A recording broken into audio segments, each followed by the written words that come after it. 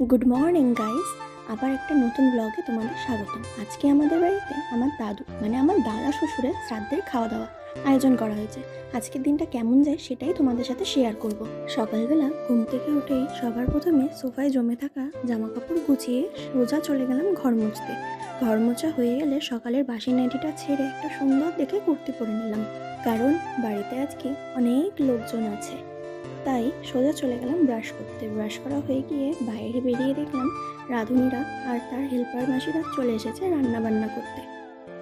Already তারা রান্নাবান্না বসিয়ে দিয়েছে, কারণ আজকের দুপুরের মেনুতে অনেক কিছু আইটেম আছে। আজকের দুপুরের মেনুতে কী কী আইটেম আছে সবটাই তোমাদের সাথে শেয়ার করবো। তারপর আমি সকালে টিফিন করতে চলে এলাম। সকালের টিফিনে ছিল মাছের তেল আর আলু দিয়ে একটা তরকারি, সঙ্গে ছিল আমার ননদিনী এবং একটা ছোট্ট দেওর। সবাই আমরা খেতে বসে খুব হাসাহাসি করছিলাম। তারপর রাস্তার সামনে গিয়ে দেখি তখন প্যান্ডেলের লোকেরা কার্পেট পাচ্ছেন, চেয়ার টেবিল সাজাচ্ছে। তারপর আমি স্নান করে দাদু ফটো রাখার জায়গাটা ফুলের মালা দিয়ে সুন্দর করে সাজিয়ে দিলাম এবং নিজেও একটু রেডি হয়ে নিলাম। বলো তো কেমন লাগছে? তারপর ক্যাটারারের দাদারা দেখলাম চলে এসেছেন, আর সঙ্গে আস্তে আস্তে সব আত্মীয়রাও চলে আসছেন। তারপর অনেক আত্মীয়রা খেতেও বসে পড়েছিলেন, কারণ না হলে পরে অনেক ভিড় বেড়ে যাবে। আমি কিছু কিছু ভিডিও করে রাখছিলাম, কারণ এই ভিডিওগুলোই তো স্মৃতি হয়ে থাকবে বলো। ধীরে ধীরে ভিড় বাড়ছিল, সবাই খুব তৃপ্তি করে খেয়েছিল আর খুব আনন্দ করছিল, কারণ আমাদের দাদুর বলতে পারো অন্নপ্রাশনই ছিল। কারণ দাদুর তখন 101 বছর বয়স ছিল। ভাবো তো তিনি জীবনে কত কিছু দেখেছেন, ভাবলেও অবাক লাগে, তাই না? সেদিন আমরা খুব আনন্দ করেছিলাম। সবার আত্মীয় স্বজন এসেছিল, সবাই হাসাহাসি করছিল, গল্প করছিল। কতদিন পর দেখা হয়েছে, সেই আনন্দে সবাই এত খুশি ছিল যে মনেই হচ্ছিল না সেদিন যে দাদু আমাদের মধ্যে নেই। তখনও মনে হচ্ছিল যে দাদু মনে হয় ঘরেই আছেন, এখনও শুয়েই আছেন। আজকের দিনটা আমাদের সবার জন্যই স্মরণীয়, কারণ সব কিছুর মাঝেই রয়েছেন আমাদের দাদু। আজকে দাদু শ্রাদ্ধের দিনকে ঘিরে এত এত মানুষ, এত হাসি, এত আনন্দ, এত দিন পর দেখা। আমরা সবাই জানি দাদু তুমি আমাদের আশেপাশেই আছো এবং আমাদের মন ভরে প্রাণ ভরে আশীর্বাদ এবং ভালোবাসা দিয়ে যাচ্ছ।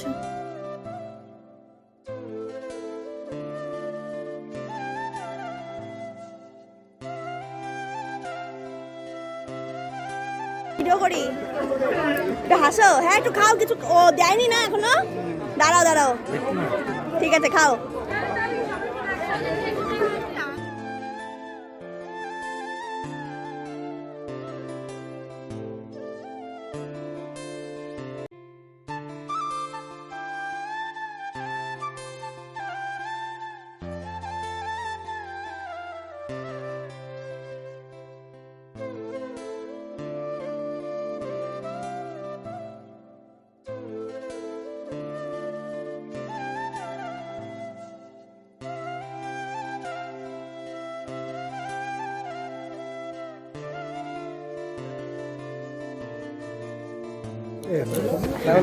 আমার ভিডিও করে আমার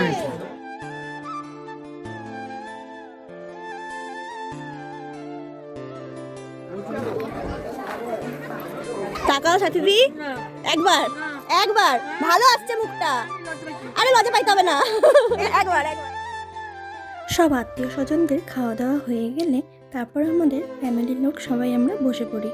সুন্দর করে আমাদের প্লেট আর জলের বোতল দিয়ে যায়। লেবুও শ্রাদ্ধের মেইন জিনিস, খই চিড়ে দিয়ে যায়। তারপর আসে বাঁশকাঠি চালের ভাত, সঙ্গে লাল শাক ভাজা। তারপর আসে ডাল ও বেগুনি। সত্যি বলতে বেগুনিটা খুব সুন্দর হয়েছিল আর ডাল দিয়ে খেতে খুবই ভালো লাগছিল। এরপর আসে লাল লাল এঁচোড় চিংড়ি, দেখেছো চিংড়ির সাইজগুলো। এরপর আমাদের দিয়ে যায় আজকে স্টার আইটেম, কলা পাতায় মোড়া ভেটকি পাতুরি। গন্ধটাই এমন যে না খেয়ে থাকাই যায় না। সত্যি বলতে পাতুরিটা খুলতে আমাকে একটু অসুবিধেই হচ্ছিল, কিন্তু খোলার পরে একদম সফট ছিল মাছটা, আর মুখের ভেতরে গেলে একদম গলে যাচ্ছিল।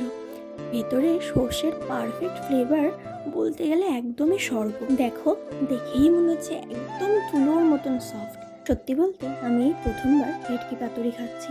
তোমরা কে কে খেয়েছো কমেন্টে জানিও, আমার তো খুব ভালো লেগেছে। তারপর দিয়ে যায় কাতলা কালিয়া, কিন্তু আমি খাইনি, কারণ আমি আরেকটা ভেটকি পাতুরি নিয়েছিলাম। আরেকবার বলো বলো বলো। তারপর আসে টক মিষ্টি আমের চাটনি। তারপর আমাদের দিয়ে যায় সাদা দই, সঙ্গে সাদা সাদা রসগোল্লা। তারপর আমার প্রিয় কালাকাঁদ। এই কালাকাঁদগুলো খুব সুন্দর খেতে ছিল, একদম মিষ্টি অল্প ছিল, তাই আমি দুটো খেয়ে নিয়েছিলাম।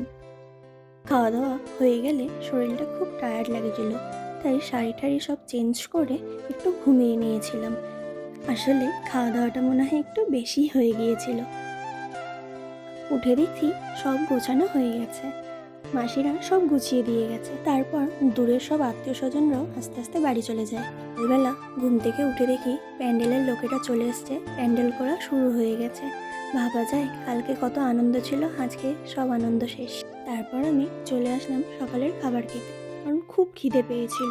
সকালের খাবারে ছিল ঝিম চচ্চড়ি, ডাল ও এঁচোড় চিংড়ি, কারণ কালকে অনেকটা এঁচোড় চিংড়ি বেঁচে গিয়েছিল। আর সত্যি বলতে খাবার ফেলতে খুবই মায়া লাগে। তারপর আমি ঘরে এসে ওষুধ খেতে খেতে একটু বাইরেটা দেখছিলাম। প্যান্ডেল থাকার কারণে অনেক দিন যাবৎ ঘরে কোনো আলো পড়ছিল না, খুব অন্ধকার অন্ধকার হয়েছিল। আমার মতন কার কার তোমাদের এরকম ওষুধ গিলে খেতে খুব অসুবিধা হয়? আমার তো খুব কষ্ট হয়। তারপর আমার বরের বায়নাতে আমার শ্বশুর শাশুড়ি পাওয়া সব গিফটগুলো খাটের উপরেও তুলে দেয়, তুলে দিয়ে দুজনে মিলে আমরা শুরু করলাম সেগুলো দেখা। আমি তোমাদের সাথে সেটাও শেয়ার করব যে আমার শ্বশুর শাশুড়ি কী কী গিফট পেলো। তার জন্য আমার চ্যানেলটা ফলো করতে হবে। ভিডিও এই পর্যন্ত। আমার ভিডিও যদি ভালো লেগে থাকে লাইক কমেন্ট শেয়ার করতে কিন্তু ভুলবে না। চলো দেখা হচ্ছে নতুন ব্লগে। সবাই ভালো থেকো, সুস্থ থেকো, টাটা।